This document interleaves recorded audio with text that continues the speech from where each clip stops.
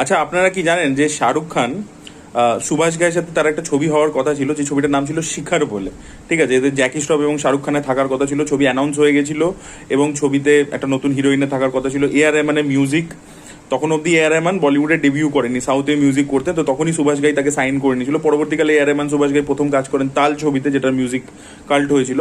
But এই ছবিটা শিখার বলে ছবিটা অ্যানাউন্স হয়েছিল এবং বিগ স্কেলে ছিল। ওয়ারের ব্যাকড্রপে একটা লাভ স্টোরি ছিল, যেখানে শাহরুখ খান একটা কাশ্মীরি ক্যারেক্টার প্লে করছিল এবং একটা মেয়ে, ওখানকারই লোকাল মেয়ে, সে শাহরুখের প্রেমে পড়ে যায় এবং একজন আর্মি অফিসার যেটা জ্যাকি শ্রফ, এবার সে আবার এই মেয়েটাকে ভালোবাসে। ঠিক আছে, তো লাভ ট্রায়াঙ্গেল। এবার এই যে ছেলেটা, শাহরুখ খানের যে ক্যারেক্টারটা, তাকে আর কি কিছু টেররিস্টরা ধরে নিয়ে এলওসির ওপারে নিয়ে যায় আর কি, মানে পাকিস্তানে নিয়ে যায়। তো এবার এই ভালোবাসার জন্য জ্যাকি শ্রফ ওই ছেলেটাকে আনতে নিজে পাকিস্তানে যায় আর কি, যাতে ওই ছেলেটাকে ফেরত আনতে পারে, এদের দুজনের মিল করাতে পারে। এই টাইপের গল্প ছিল। এবং শাহরুখ খান অ্যাকচুয়ালি মুক্তা আর্টসের সাথে থ্রি ফিল্ম ডিলে ছিল আর কি। প্রথমটা ছিল যে ত্রিমূর্তি, যেটা সুভাষ ঘাই নিজে ডিরেক্ট করেনি, মুকুল আনন্দ ডিরেক্ট করেছিল এবং সেই ছবিটা ফ্লপ হয়ে যায় আর কি, খুব ডিজাস্টার হয়েছিল। তো তারপরে সুভাষ ঘাই যেহেতু লসেস হয়ে গেছিল, তাই জন্য শিখার ছবিটা সে ড্রপ করে দেয়, সেটা সে বানায় না।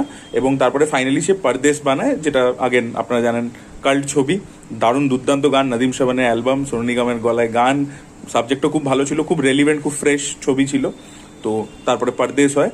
তো শিকার ছবিটা হলে কিরম হতো, আপনাদের কি ওপিনিয়ন অবশ্যই কমেন্টে লিখে জানাবেন। Thank you.